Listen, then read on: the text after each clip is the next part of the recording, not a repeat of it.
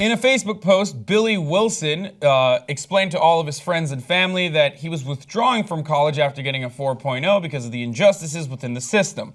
Now, he incorrectly states a couple different things, and he correctly states a couple different things, but it's a very interesting story, so let's find out a little bit more about it. He starts off by saying, yes, I've dropped out after finishing my first semester with a 4.0, and it's one of the best choices I've ever made, not because I'm adverse to learning, but actually the exact opposite. And then he goes into this very passionate, you are being scammed in all caps lock. And you may not see it today or tomorrow, but you will see it someday. Heck, you may have already seen it if you've been through college. You're being put thousands into debt to learn things you will never even use. Now, there are certain parts about this that narrative that I definitely agree with, and certain parts that I don't. Meaning, I think there's a point where he refers to you don't even learn about marriage or taxes, which is like that classic age-old like.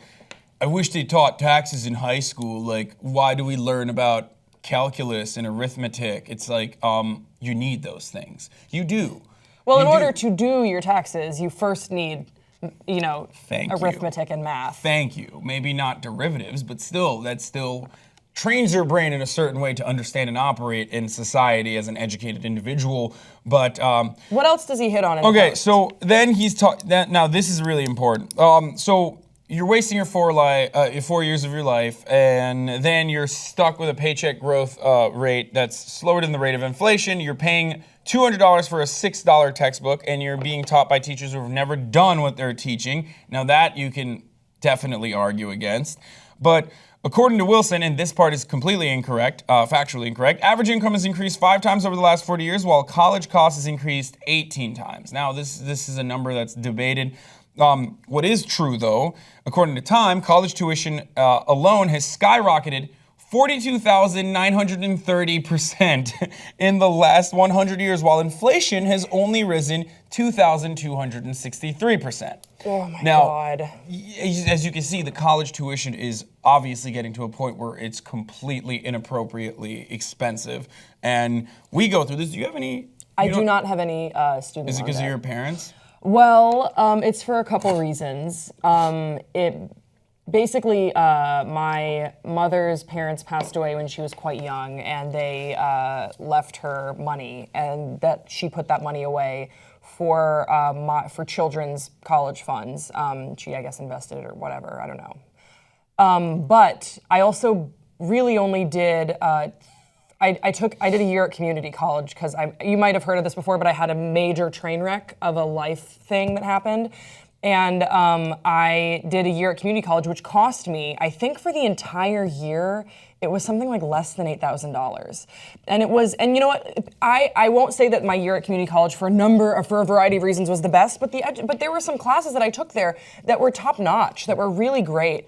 And that were just really interactive, and the courses were well thought out, and the teacher to student ratio was great. And so I remember thinking when I was at that community college, after previously having gone to a private collegiate institution, why is there this price disparity? I don't understand do you know what I mean? Well, because I think he makes a good point about the textbook specifically, because I also worked for the 2 years that I was at Elon in North Carolina. So after I went to community college, I went to North Carolina and I worked a job while I was there, and that helped pay for my rent and my textbooks. And I remember being like, how are these books so expensive? Yeah, no, definitely. I mean, look, it's an inflated economy for sure, and the price point is so high because technically, if you ask an economist, they tell you it's a free market economy, bro. Like, you have to, even with all the regulation and stuff, like, they have to raise their prices in order to be competitive so they can buy like a new pool or something, or just cooler facilities. To get more students, yeah. Mostly, a lot of that money still goes into athletic programs, because athletic programs are the most important marketing tool for most institutions, and that's a big chunk of it.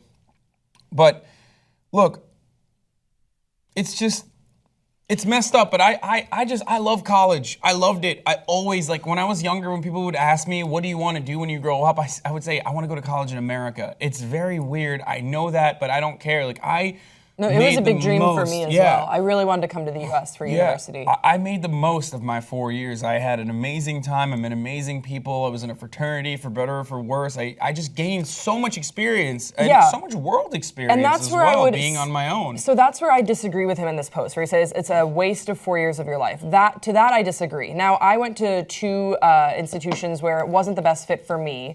But then my final, 2.5-ish years, because again, I was like super bad at school, were such a good fit, and it was such an enriching experience, even though there were some classes that, yes, admittedly were kind of bullshit, where I couldn't believe the busy homework that you have to do. And that, I think, is an important conversation to bring to the table, but to just write off the experience of finding yourself, of joining organizations, of realizing that the world is bigger than the high school and the hometown that you've grown up in, which hopefully a college can provide you with, I do think is crucial. However, he makes a really good point, and it's a conversation our generation really needs to start having that I thought Bernie Sanders in the primaries brought up about college is too expensive, and it is a unique problem to this country. My friends in the UK growing up in Belgium, a lot of my friends went to university in the UK. They're not struggling with crippling financial, student loan debt. But my friends here are. Do you have student loan debt actually? I mean, I did, and I paid off a lot of it. I was very lucky. I won't even get into it, but I hear it's like a hole that you get into because of the interest rates. rates. You know what the really messed up part is? Like the inaction or sometimes action taken by the government directly is against the students that are just trying to make a living. When in 2005, George W. Bush passed a bill, if I remember correctly, that discontinued defaulting on student loan debts. You can default on any sort of debt you have. Wait, what? Yeah, you can declare bankruptcy and be rid of that sort of debt. It's a really crippling process, and you're crippled financially, but you're literally at the end of the road. There's no other options. But there was a bill that was passed, and that sort of stuff shows me that the government's really not on your side, and they're on the financial institution side, which is why it's perfect that you brought up Bernie Sanders, because it is not a perfect system, but college is amazing. And what I'm terrified by is these gurus, these self-help people like Ty Lopez, or this kid even who kind of sounds like he's channeling their narrative a little bit, that says, fuck college, don't go to college, figure it out on your own. Yeah, you might be an incredibly intelligent person who got a 4.0 in his first semester. I don't know what kind of classes you took, but let's say they were great classes, they were difficult, and you got a 4.0, and I'm proud of you for that. But to quit college after one semester thinking you know and understand everything about it, and then also to urge others to do the same because they're scamming you, because they're teaching you arithmetic but not teaching you about marriage and taxes, is such an inappropriately childish narrative that a lot of people will cling on to and completely quit that trajectory that they may have been on. And I've met so many people out in Los Angeles especially that just come out here, they quit college and they come out here and they're like, I have big dreams and I'm gonna make it.